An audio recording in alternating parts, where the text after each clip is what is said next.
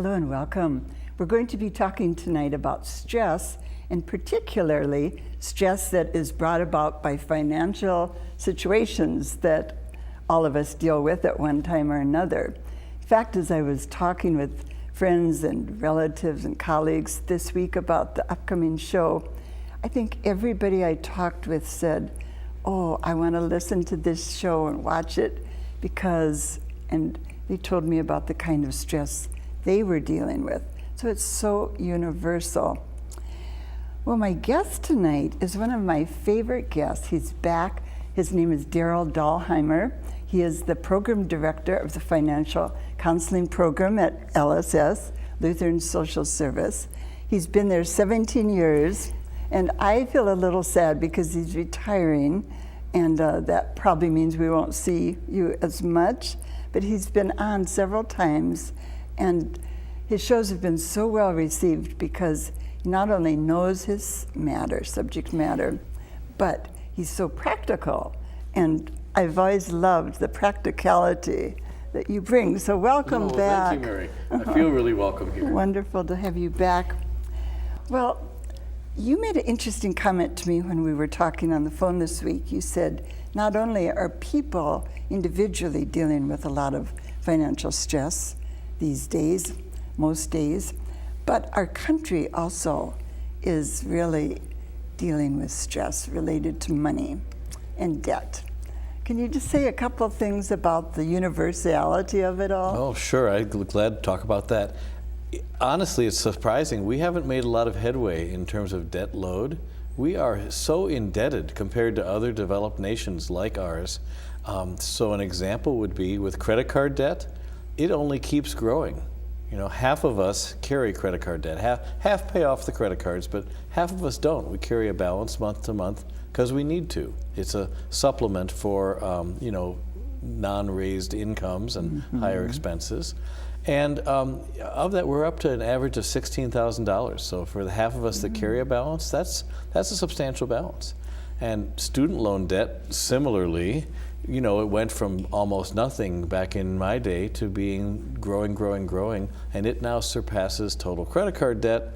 So that averages that the 2016 graduates from college averaged $39,000. Ooh, I wondered what the number was. So 39. People are saying, oh my gosh, I've got credit card debt and I've got student loan debt, and cars are more expensive, so average new car loans are $29,000. And I think Will Rogers, the great comedian from the Depression, said, you know, 10,000 here, 10,000 there, and you're talking real money soon. He's right. Gosh. And that's how some people view money too, don't they? Spend a little here, a little there, it'll work out. I read that Minnesota has the fourth highest ratio of student loan debt. Does that concur with what you've heard? Yes, it does. And I like to think about Garrison Keillor's famous phrase that all our kids are above average, but we're above average in student loan debt. And I guess it's good that we get the education, but the costs of higher education have been remarkable, and no one has given financial literacy information to students about how to live like a student and how to keep your budget tight. You know, the days of ramen noodles and biking around and having 5 roommates to keep costs low. There's all these luxury apartments over at the University of Minnesota. It's like a middle-class lifestyle suddenly. And everybody has all the gadgets. You know. Yeah, electronic gadgets and entertainment. And yeah, so kids are coming out of college now with a real heavy kind of feeling in terms of payback. Yeah, it's really a kind of a trap, and it's not like the job market is perfect either for young people. So the millennial generation is kind of stuck between what is that Greek myth, the Scylla and the Charybdis, and they're trying to sail between high debt and lower wage prospects and employment prospects. It's a tough time to be a young person. And I think the statistics I've read about retirees, the number of people that really have enough money saved or inherited or whatever for retirement isn't good. I mean, people aren't prepared the way they should be. Right, including, Mary, taking debt into retirement. So aside from not just having assets, Okay. the IRS garnishes for student loan debt, and there were a lot of people in their 50s in the Great Recession who went back to get more schooling as a way to find more employment. And so there's a record number of people 65 and up being garnished on their Social Security wage for student loan debt. Now tell the viewers what garnished means for those who might be saying, what? Sure. So with student loan debt, it's guaranteed by the government, and you can't escape it. You can't go bankrupt on it. You can't give it up. I mean, death is the only way, and I don't recommend that. Out of the obligation. Right. So it's there for you, and if you go into default, then the collection process starts with debt collectors calling you, and the student loan debt collectors are uniquely empowered to add fees. So Perkins loans, for example, if they go into default, they can add 30% to the balance overnight. So if you had 10,000 of student loans, you've got 13 instantly like that. Oh my goodness. And then when they garnish you, that just means they don't even have to go to court. They have the federal power to take 25% of your wage instantly and forever. Oh, I'm so glad I asked that question, because I could have given you a partial answer, but I did not realize 25% of your wage. So that's a huge issue for young people. And for old people. Anybody who's I had a got client who was student debt. living on Social Security disability income, and it was a very low amount, like $600 per month. She ended up being garnished and only getting $500 per month. Wow. Well, this is a scary information. You and I have both been very interested in just what stress does to the body. Mm-hmm. And financial stress is certainly one of the biggies. If you look at the Holmes list, Mm-hmm. of stressors. But what are some of the first, if you would just define some of the physical results of dealing with ongoing stress, and then some of the emotional? Okay, let's talk physical first. So any other kind of stress, like financial stress, creates all kinds of bad chemicals, emergency, fight or flight kind of chemicals that aren't good for our immune system. Mm-hmm. And they also tend, one of the physical manifestations is that we tend towards substance abuse to medicate those more. So an example was the University of Minnesota took a look at credit card debt in a study of all of its student body. And I salute them for making this study. They wanted to know. They were looking at smoking and drinking and things like that. But they, when they looked at the credit card debt, those who had more credit card debt actually increased their smoking and drinking. It wasn't that it made them start, but they did more substance abuse. And by the way, their grade point dropped with more debt. So it's a physical kind of like sense of unwell-being. And unease, distress, right? Right, so, and so how many sleepless nights might be engaged in that? And then, the University of Minnesota was in the Boynton Health Clinic that treats student mental health issues and offers support. Several of the therapists told us when we came on campus that they saw students who came in saying, I'm depressed. But when they dug a little deeper about the depression, many students said, well, I don't have any friends. And then they dug a little deeper and it was like, well, because I'm working 3 jobs to pay off all my debt. It's like, oh, so now you're socially isolated, which looks like no friends, which looks like more depression. Right. But it wasn't a medical issue, you know what I mean? Right. It wasn't the typical depression, but... Right, so they said, I'm not giving you only those kinds of solutions. I want you to go get some budget help too and get out of debt. But you're right, debt is really stressful. And do you want me to talk about emotional stuff too? Yes, tell us what you know about that that's most interesting to you. So if I could have had a prop on your show, I would have had a shirt with a big S, but that wouldn't be for Superman, it would be for debt shame.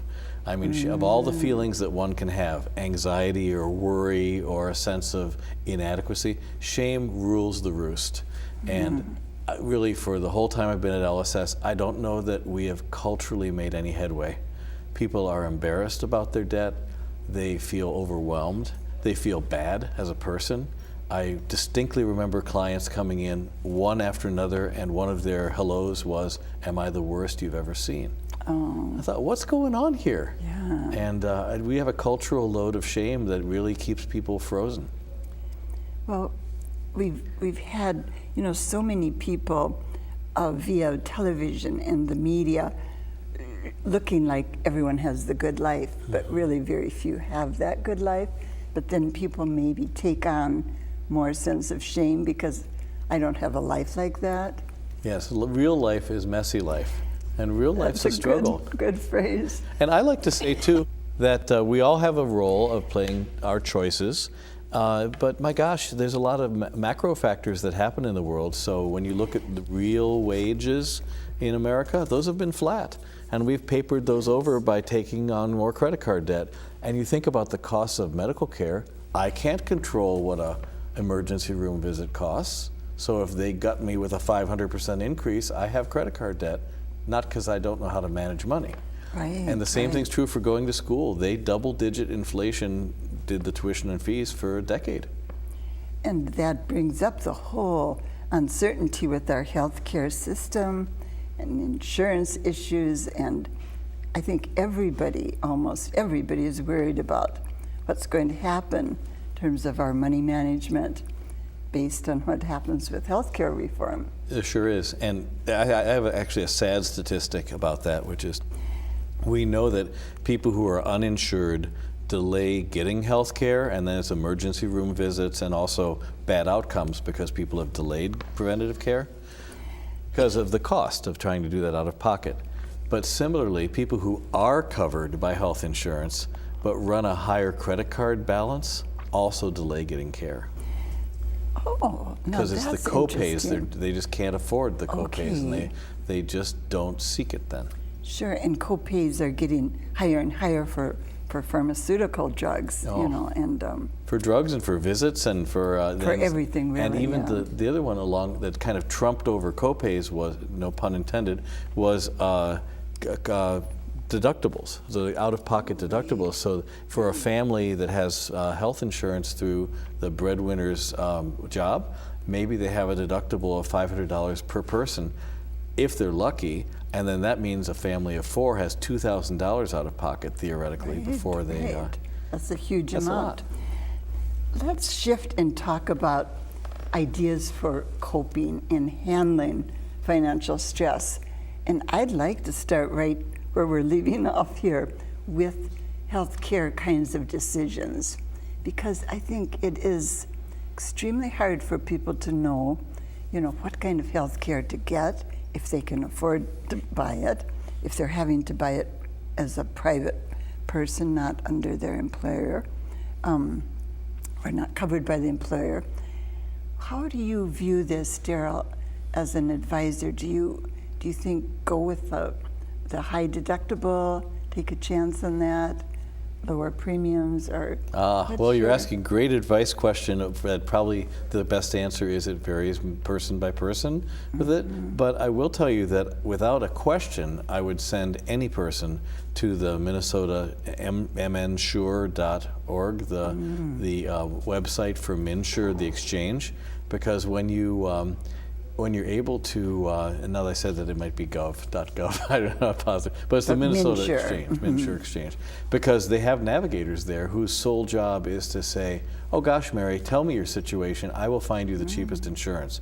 Maybe you'll qualify for Medicaid or Medicare, maybe you'll qualify for other kinds of things like Minnesota Care, and if not, we'll find you the subsidized premiums, and if not, then we'll talk to you about other things. But their job is to be like your best uncle.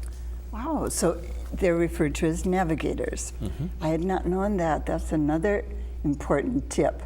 Remember, I said he was very practical. This is important because, yeah, I'm sure it does vary. There's no uniform answer to that.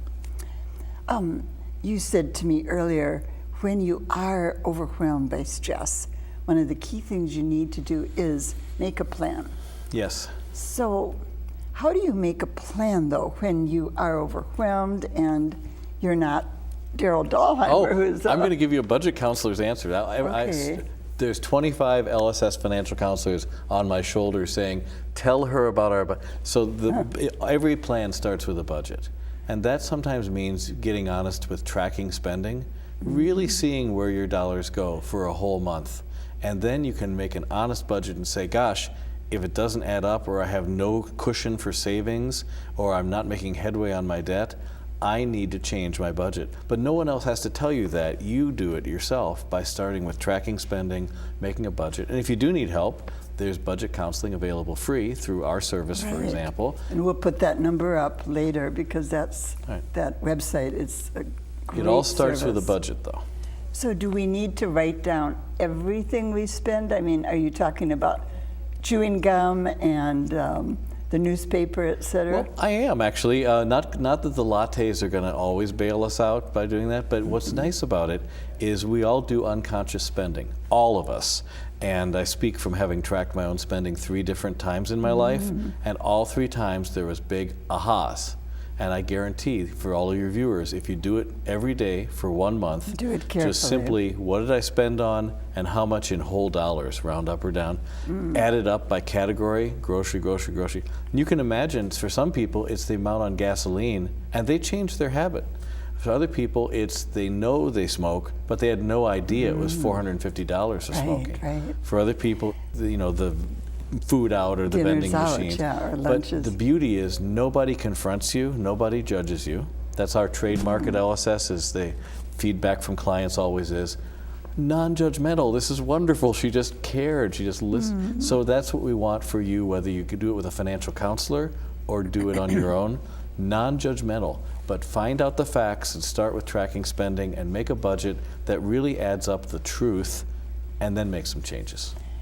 And do you feel that that reduces stress just by itself? Yeah. Because I'm guessing it would. I mean, I've always thought taking some kind of action is critical to stress reduction. Yep. I think having a budget is like having a roadmap, and then you don't feel like you're driving aimlessly. So it's a stress reducer to have a plan. People feel that way in many parts of their life. If you're a parent, having a parenting plan, what will be my timeout procedure when my 2-year-old predictably has a tantrum? You know, it's not being a good or bad parent. 2-year-olds have tantrums. What's your plan? Right. So plans reduce stress. And So what can I mention else? one other thing? Yes, Which of is course. sometimes there's more structure that's needed. So when people come to us for student loan counseling, we actually know the federal plans that can do things, sometimes amazingly, like public service loan forgiveness to actually reduce some of the debt. Or in the case of credit card debt, we have these monthly debt management plans, and I'm crazy about these because, well, we have 2,700 Minnesotans paying through us to the creditors and getting rock bottom interest. But you have a plan where we write the plan, you pay through us to the creditors, you get the 3, 4, 5% interest rates, you get untrapped, and you know exactly how many months till you're done. And I will tell you that people feel ecstatic when they see the light at the end of the tunnel. So you're consolidating all their credit card debt, right? Right. Okay, that is a wonderful sounding technique or approach. They feel a lot less anxious, and I tell you, there's a positive sense of excitement toward the end. We had a couple in Duluth that paid back, just a regular working class couple, paid back $93,000 in credit card debt. And one of the best quotes ever. 93,000? They did it. Wow. They were just dedicated and made a low interest rates, got them to go. Anyway, Bonnie was was the wife's name, and she said to us, "I get to retire now." And she danced a little jig, and the husband used to come in and hug his counselor and say, "April, buddy, we're doing it." So that's something I would say is, in the absence of shame and isolation, let's replace that with a sense of excitement and, like you said, a plan. It sounds simplistic, but it's really truthful, like gravity is truthful. Yeah, some of the things that someone at first blush might say, that's too easy, it can't be that good. But as you say, that might be very wrong thinking. I mean, your really testimony here is important. And you know, sometimes there's special programs too. I mean, some of us do need help. Things, I mean, like, so when I have illness, it's not just good choices, it's also penicillin. Sometimes I have to take some of the, but I will say that with credit card debt, the debt management plans work brilliantly, and with student loan debt, there's programs. I want to say, Mary, even there's a predatory kind of debt called payday lending, and you may have heard of this. It's short 2-week loan when you annualize the percentage interest, it's 500% interest they're charging you, and it's borderline illegal. It's actually technically legal, but it's offensive to most people when they hear about it. And the average Minnesotan who takes these ends up rolling one into the next because they can never get out of the trap. Mm-hmm. So 10 times, and they've paid hundreds of dollars of interest and they're trapped. Anyway, even for that, there's now a solution. There was a church in South Minneapolis that set up Exodus Lending, like the EXODUS. And Exodus Lending will refinance you out of your payday loan into a regular, safe, consolidated loan. So sometimes it's helpful to just poke around and see maybe other people are in this boat too. So calling First Call for Help, calling LSS, financial counseling, just to see. And then there's Debtors Anonymous. Oh, yes. And I was very impressed with their website and some of the things they offer and support groups, which, as you're just saying right now, realizing you're not the only one. Yes, and they're practical. You called me practical, but boy, is Debtors Anonymous practical, because support groups, meaning that you'll go there and it's anonymous and confidential and free and supportive. But really, the people who are more advanced in Debtors Anonymous will take a newcomer and do a thing called a pressure relief group, where they make a plan for all the debts that are driving. People are coming there with debt collectors calling them night and day, and they're panicky, and they wonder if they should file bankruptcy and jump out of the frying pan into the fire. So Debtors Anonymous slows it down, just like AA or Al-Anon or Gamblers Anonymous. But I love the pressure relief groups. Yeah, that sounds like a neat group. One of the things on their website that really got my interest, it said this group, the Debtors Anonymous, is for people who are in credit card debt, student loan debt, and under earners. Oh, yeah. And I wanted to ask you about that, because tell me and tell us what under earners, what that means and how that gets them into financial stress. Yeah, I give DA groups a lot of credit for naming that there's a kind of a way that self-esteem and family history can play out in both sides of the financial equation. One is, of course, overspending, like shopping, therapy, right? Sure. But the other, and debt that comes with that. But the other side is there's a lot of people who are just, they kind of are just limping. It's kind of like a neglected child, and they wind up just having an under-earning history, and that keeps them in debt. So their path to debt isn't from overspending, it's from chronically under-earning. And so DA groups say, no matter what's going on here, let's decide that you are a child of humanity, worthy of getting help, and let's solve it together. So maybe people who somehow think, I'm never going to land a really great job, so I'll just take something that, sort of puts me into being able to pay the rent and my basic bills, but not save, etc. It's actually, there are a lot of people like that, really, aren't there? There are. It reminds me of one of the sad factors about poverty is, you can't solve poverty by dropping a helicopter of money over a poor neighborhood, because there's additional factors happening there. And one of the things I think that's rotten about poverty is it actually robs us of imagination, not just money, but And so people, because they have to live immediately and balance, can I pay the rent versus my child's clothing versus being able to go to school because there was a fine here, doing all that, to such a short-term thinker, and short-term thinking is not good thinking. And it's extremely stressful. Yeah. Isn't it? I mean, that really can add, I'm sure.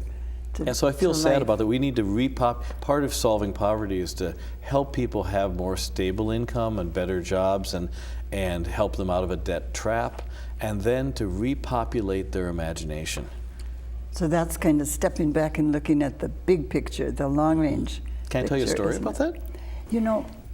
We need to give the resource information. We're getting the wind-up signal. Okay, good enough. So if you can, let's see how much time we have when we're done with the resources, and if we can You bet. have a quick story, I'd love it. For those of you who want to learn more, and I'm sure Darryl has got your interest, first, his organization, Lutheran Social Service, their financial counseling department is fabulous, and I've heard many people I know have used it and have come back just praising it. So you can go to conqueryourdebt.org to access their website, or you can dial 888-577-2227. So one of those ways will get you to LSS. And then Debtors Anonymous that we were just tooting, you can go to their website, www.daminnesota.org. And that will show you where the support groups are, and there are groups meeting almost every night of the week in the Twin Cities. We have a 1 minute. Can you tell your story I sure in 1 can. minute? So this is about the role of hope in overcoming shame. So when we had a matched savings program as an anti-poverty program that started in 2000, Minnesota is called FAME, F-A-I-M. But one of the things we learned that was most effective was to give little disposable cameras to every poor family that was struggling to save, and said, go out and take pictures of what wealth and financial stability mean to you. And then we developed the film, gave them back that, and lots of people carried that in their wallets and purses, on their refrigerators for their families. It's about offering us a sense of hope. So even if you're middle class and struggling with debt, or you're not behind and you want to make some progress, you know, hope for anyone. There's answers out there if we're willing to seek them out. I remember hearing a great quote, and it said, if you can't visualize something, it's very hard to obtain it. And that's really what the photos would do, wouldn't they? Well, thank you, Darryl. It's been great again. Wonderful to see you, Mary. Wonderful to have you back, and I love your ideas. I'm sure people are going to want to watch and rewatch this interview. We'll put it up on YouTube so you can do just that. So thank you, and best of luck with your retirement. Oh, well, thank you. I know you've got a lot of fun things lined up. Thank you for being with us. I'll be back again next week. Until then, have a good week.